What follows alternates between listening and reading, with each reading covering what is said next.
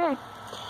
Alright, so today we're going to do an experiment using two analogs to assess fluid viscosity and Newtonian versus non-Newtonian fluids and their effect on eruption styles.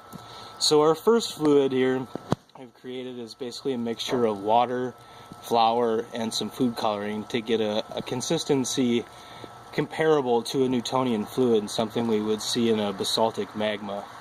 We're going to apply a same amount of pressure using an air compressor to both of these, and we'll note that they both have the same vent diameter, so we should be able to see the difference in eruptive energy between the two fluids.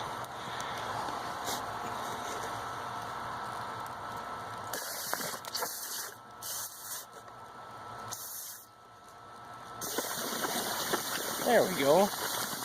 Oh. So as you can see, the gases don't build up in this first chamber. The fluid's ability to flow is allowing for the liquid to degas and create these nice little bubbles and spurts like you would see in a Hawaiian style eruption, and fire flows. We'll let our compressor build up a little bit here.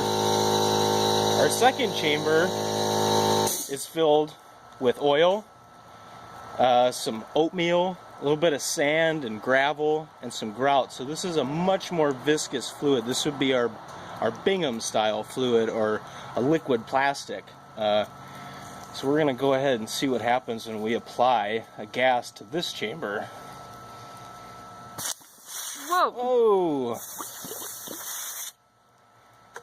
I don't know if we caught that quite yet, but if you notice, there was a large cap that blew out of the top, and I lost the pressure pretty quickly. I don't know if that was a great example, but it would show that this fluid has a tendency to build up more pressure and not allow for a degassing process, and eventually, when that pressure releases and breaks the yield stress of that fluid, you would see, like in a stratovolcano style eruption, much more violence, much more energy. And if you can see above our makeshift volcano, if you will, the track that magma, the distance that it reached in blowing out, and of course the proximity that the first liquid kind of remained in, so very substantial difference in energy between the two eruptions. So I hope this was a good analog to give you an idea of Newtonian and non-Newtonian fluids on styles of eruptions.